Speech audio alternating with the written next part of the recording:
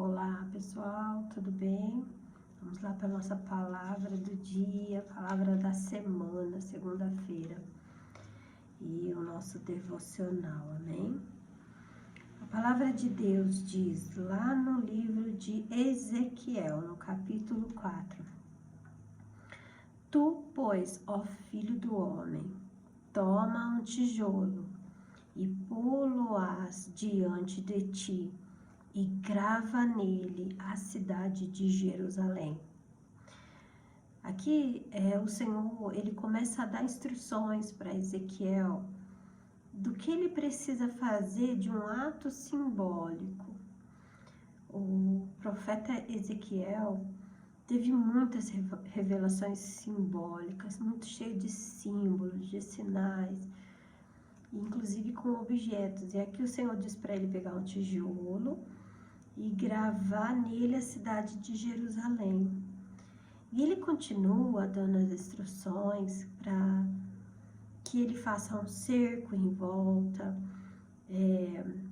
levanta uma tranqueira, proteções, coloca arraiais e coloca inclusive arietes ao redor. Então são arsenais de guerra. O que Deus está falando aqui é uma simbologia do que ia acontecer com Jerusalém. E por que Deus usa esses símbolos com Ezequiel? Porque era algo muito difícil. Aqui o povo de Jerusalém, eles estavam muito corrompidos, né? E eles não achavam que Deus ia derribar os muros. Por quê? Porque, nossa, tem o templo. Então, eles continuavam a profanar, eles continuavam usando de idolatria e achavam que Deus não ia colocar a mão, que Deus não ia fazer nada contra eles, porque era o lugar do templo que estava em Jerusalém.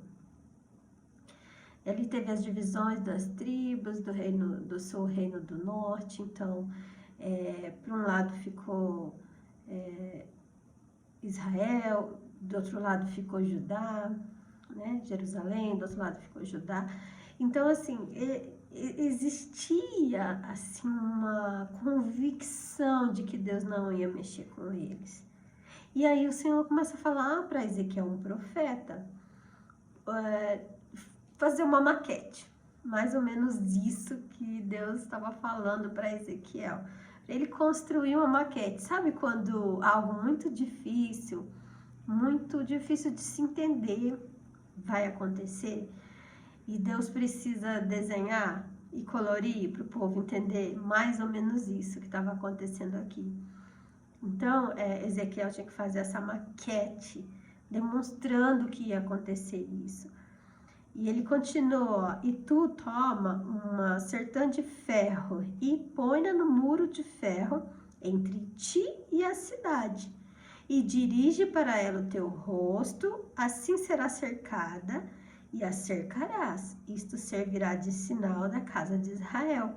Então, o que é isso? Era uma panela de ferro, uma assadeira. Colocava entre Israel e Ezequiel.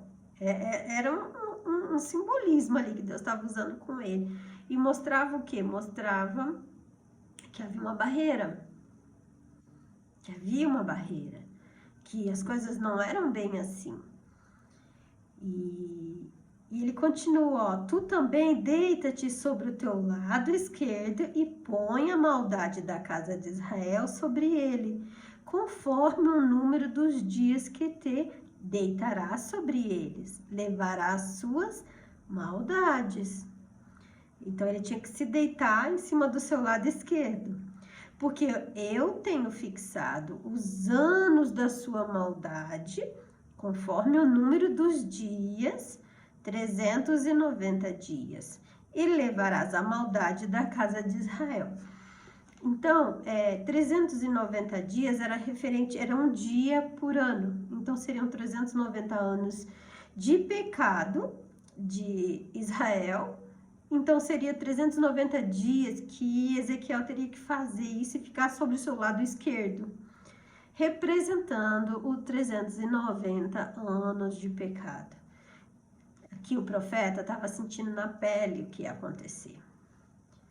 Por quê? Porque o profeta, ele era aquele que era chamado para pagar um preço sobre o pecado do povo. Então, o profeta não era aquele que vinha e falava coisas muito boas, né? Ele profetizava contra o pecado. E ele sentia na pele. Por isso que muitas vezes os profetas diziam, né? Ai, Senhor, não dá para mandar fogo nesse povo e acabar com todo mundo.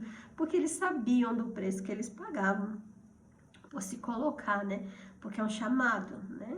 Ezequiel nem achava que ia ser profeta, né? Ezequiel nasceu numa família sacerdotal. Então, ele tinha tudo para ser um sacerdote da casa do Senhor. E o jogo virou. Ele, na verdade, começou a profetizar contra quem estava lá e fazendo tudo errado, no templo do Senhor, inclusive. E, olha, ele continua. E quando cumprires este, torna-te-ás a deitar sobre o teu lado direito e levará a maldade da casa de Judá. 40 dias. Um dia te dei para cada ano. Olha só, a misericórdia do Senhor, né? Então, eram 40 dias referentes aos 40 anos de pecado do povo de Judá. Dirigirá os teus rosto para o cerco de Jerusalém com o teu braço descoberto e profetizará contra ela.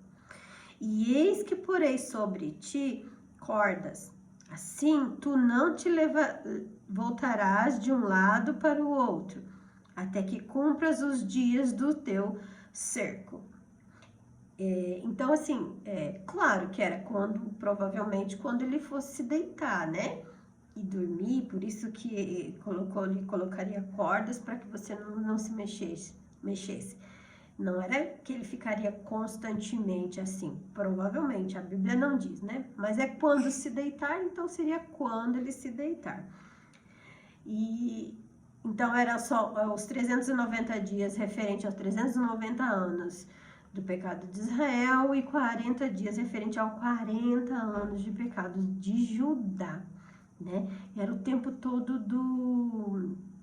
dos 3 exílios, né? Que seriam quando completasse o terceiro. E olha só, a segunda parte aqui já vai falar sobre a escassez. Toda vez que tem pecado, tem escassez. Mas nem sempre quando tem escassez é por causa do pecado. A escassez ela vem por 2 motivos na vida dos filhos de Deus. Ou é uma provação, como na vida de Jó, se você leu o livro de Jó, ou é contra o pecado, como é o caso aqui. Então, por causa do pecado, também tem a escassez. O que acontece? Deus ensina teu povo de 2 formas, né? Ou ele vem com esse tempo de prova, talvez era um ensinamento para outra coisa que não é referente ao pecado, mas referente a algum ensino, ou ele vem com essa escassez para passar fome mesmo. Fome, pode ser fome de outras coisas, né? Aqui é referente a alimento, mas Deus pode vir com alguma escassez na nossa vida para que nós nos arrependemos daquilo que foi contrário ao que Deus nos ensinou. Aqui o povo era muito rebelde. Nós fizemos o devocional do livro de Neemias um tempo atrás e a gente estudou muito sobre isso, sobre arrependimento, como o povo se arrependeu quando ele voltou, né, a ocupar Jerusalém, né? Então, isso aqui estava mostrando que lá ia acontecer. E aí ele continua, ó, e tu toma trigo, cevada e favas, e lentilhas, e milho e aveia, e mete-os em um vaso, e faze deles pão, conforme o número dos dias que te deitares sobre o teu lado. 390 dias comerás disso. E a tua comida que hás de comer será do peso de 20 ciclos cada dia. De tempo em tempo a comerás. Também beberás a água por medida, a sexta parte de um rim. De tempo em tempo beberás. E o que comeres será como bolos de cevada, e o cozerás com esterco que sai do homem diante dos olhos deles. E disse o Senhor: assim comerão os filhos de Israel o seu pão imundo entre as nações, para onde serão levados, lançados. Estava falando aqui do que ia acontecer, né? Do tempo de escassez, do tempo do exílio. Se você vê em outros livros, né? José passou por esse tempo. Então, o profeta aqui estava passando por isso porque ele era profeta. Então, assim, ele pagava aquele preço ali pelo povo, porque senão ele não choraria as mesmas lágrimas que o povo iria chorar. Sabe, o sentir na pele mesmo, era mais ou menos isso que acontecia. A vida de Ezequiel era muito isso, né? É sentir na pele para chorar. Sabe o que eu entendo aqui? Eu entendo que nosso testemunho, as nossas provações, o que nós passamos na nossa vida, serve para isso. Para que lá na frente nós possamos ajudar pessoas que estão passando pelas mesmas coisas que nós passamos. É claro que no momento da nossa dor, nós não sabemos que é para isso. Nós questionamos muito a Deus, por mais que nós conhecemos a palavra, por mais que nós sabemos, imaginamos que isso pode estar acontecendo para esse sentir na pele e Deus nos usar. Na hora da dor, não é assim.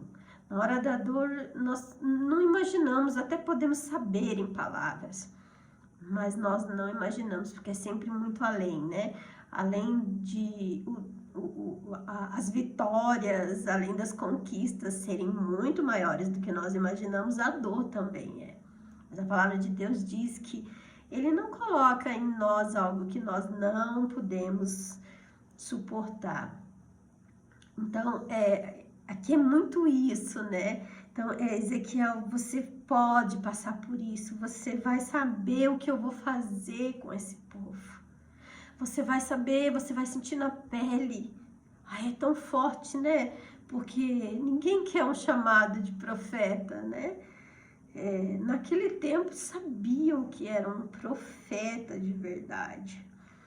E aí até é tão forte aqui, porque Ezequiel diz, ele questiona a Deus sobre uma única coisa, olha só. Então disse eu: ah, Senhor Jeová, eis que a minha alma não foi contaminada, porque nunca comi coisa morta, nem despedaçada, desde a minha mocidade até agora, nem carne abominável entrou na minha boca. E disse-me: vê, tenho te dado esterco de vacas, em lugar de esterco de homem, e com ele prepararás o teu pão. Então, ele questionou a Deus, né? Um dia se viu, vou usar fezes humanas para cozinhar o meu alimento, o meu pão. Já não era um pão puro, né? Tinha que misturar um monte de coisas ali. Sabe quando você na sua casa, você vai fazer algo, aquele mexido, vamos dizer, aí você junta um pouquinho daquilo que sobrou, era mais ou menos isso. Não era mais um pão puro, sabe? Aquele pãozinho fresquinho, era o que tinha. Era o que tinha. Era uma escassez que ele ia ter que viver aqui, passar. E é tão tremendo porque profeta, ele não questionou, ele só questionou porque ele não queria o que se contaminar. A única preocupação do profeta aqui não era passar escassez. A única preocupação dele era se manter em santidade. Ele não queria se contaminar. Assim como Daniel também lá em Babilônia, né? Ele não se preocupou em não ter que comer os manjares. Ele só não queria se contaminar. É tão lindo quando a gente se coloca na posição de profeta, na posição de filho verdadeiro de Deus. E nós não estamos preocupados com aquilo que nós vamos ter que passar para servir a Deus, mas sim e não nos contaminarmos. Ezequiel, ele tem um chamado muito forte, que é profetizar, que é brigar contra aqueles que estavam contaminando os templos do Senhor. O povo era Jerusalém, entende? Então, ele tinha esse chamado. Contanto que Deus chama ele toda vez ao filho do homem, quer dizer, Deus se coloca ele ali como o filho do homem. Você é um pecador, mas profetiza, sabe? É com a tua simplicidade, é do jeito que eu te criei, Ezequiel. Mas você vai ter que falar, você não vai poder ter medo. Você vai ter que falar para esse povo. E é um chamado muito forte aqui. E então ele diz, ó, então me disse, filho do homem, eis que eu torno instável o sustento do pão de Israel, em Jerusalém. E comerão o pão por peso e com desgosto. Meu Deus, além de ser pouco alimento, e ainda não ia ter vontade de comer, porque ia ser muito precário. E a água beberão por medida e com espanto. Eu acho que Deus tinha que colocar esse povo para jejuar, né? Sabe, dar menos valor para aquilo que é natural e dar mais valor para aquilo que é espiritual. Porque acho que já estava muito boa a vida do povo, né? Cidade completinha, tudo lindo, maravilhoso. Sabe, quando a nossa vida tá muito boa, a gente esquece do lado espiritual. A gente vai deixando Deus de lado, a gente já não se preocupa mais em não se contaminar. Vamos agradar a sociedade, vamos agradar fulano de tal, ciclano de tal, sabe? Não vamos falar contra o pecado não, porque vai que sai da igreja, sabe? Não vamos falar não do que ele está fazendo de errado. É mais ou menos isso que estava acontecendo aqui. Para que o pão e a água lhes faltem e se espantem uns com os outros e se consumam nas suas maldades. Quando a gente entra em momentos de escassez, nós começamos a olhar para quê? Para quê? Quando nós não temos mais coisas boas, coisas maravilhosas, nós começamos a olhar para os nossos erros, não é verdade? Às vezes até quando a gente nem está em pecado, acontece uma dificuldade, eu não sei vocês, mas eu sou assim. Eu já falo, Senhor, o que eu fiz? Pai, me ajuda. E é claro que você vai sondar o seu coração, você fala, não, Senhor, mas isso é maravilhoso. Como é bom você ter o teu coração em Cristo. Você saber quais foram as suas intenções, porque a gente erra muitas vezes, mas Deus está sondando o nosso coração. Qual é a intenção que você tinha ao errar? Por que você cometeu isso ou aquilo? Tantas pessoas que fazem até o certo, mas com uma intenção ruim no coração. E Deus está vendo tudo. E Ezequiel se coloca aqui, que eu acho mais tremendo para fazer um apanhado geral para vocês. Ele se coloca aqui em toda essa situação que Deus pede para ele. Porque ele não tinha problema com isso. Porque ele sabia do chamado dele. Ele sabia do que ele tinha sido chamado para fazer. Convicção. Ele não questionou por que ele ia passar por isso, né? Ele só questionou a questão da impureza das fezes. Ele só questionou que ele não queria se contaminar. Assim como Daniel também, né? E é assim que nós devemos nos colocar perante o nosso chamado. Seja ele um chamado de nível nacional, seja ele um chamado com a sua igreja, com a sua casa, com a sua família. Muitas vezes nós cometemos delitos dentro da nossa própria casa. Nós cometemos pecados, iniquidade, sabe? Às vezes chegamos ao ponto da iniquidade, que é quando nós já nos acostumamos com o pecado e continuamos naquele ato, naquele pensamento, naquela atitude, naquela ação. Aí é uma iniquidade, quer dizer, eu já nem olho mais, eu já nem quero mais mudar isso. Na nossa casa é um grande lugar, um laboratório para nós buscarmos a santidade. E nós temos que entender que, sim, todos os nossos pecados têm consequência. Hoje nós vivemos no tempo da graça, o Senhor é misericordioso, né? E mesmo assim, nós sabemos que tem consequência. A diferença hoje é que as consequências, elas são muito mais conscientes, né? Não precisa Deus mandar mais fogo. Quando Jesus veio à Terra, eu acho tão tremendo isso, e algumas pessoas não param para pensar nisso. Tem a questão da graça, né? Da misericórdia de Deus. Mas não se esqueça que quando Jesus veio, Ele colocou sobre nós a responsabilidade.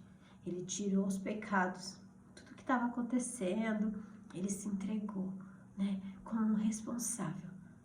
Mas a partir daí, nós nos tornamos responsáveis.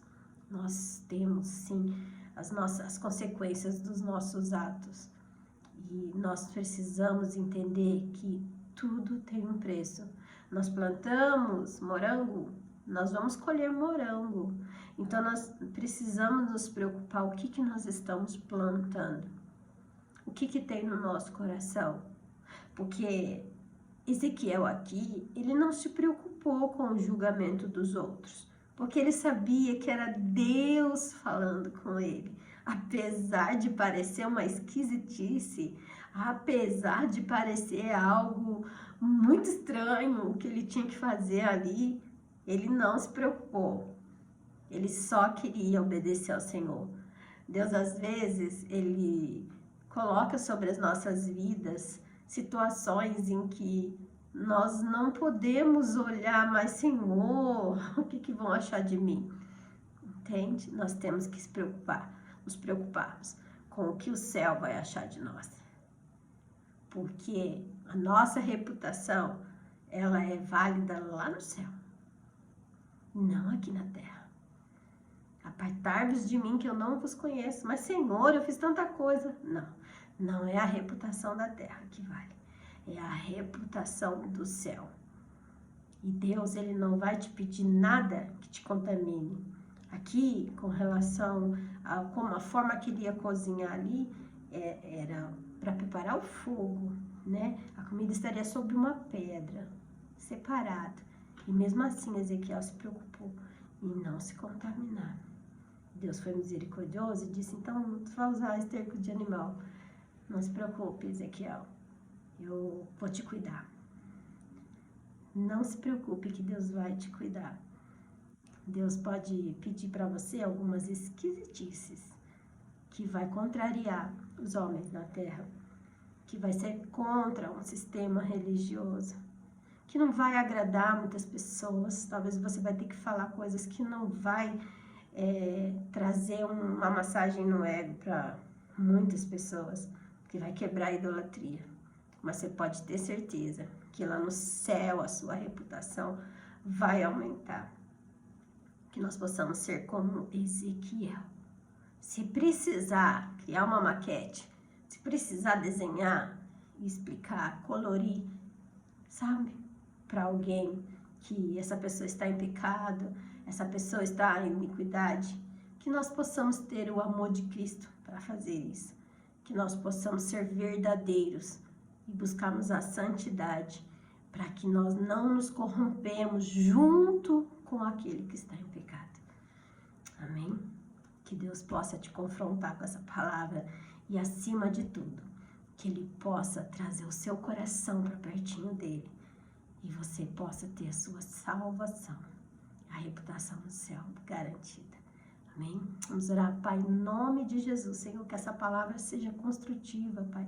Que essa palavra encontre um coração, Senhor, com uma terra fértil. para que a sua semente possa germinar, brotar, Pai, crescer e transformar a nossa vida, Senhor. Que nós possamos estar com o nosso coração, Pai, em Ti, para agradar a Ti, Senhor.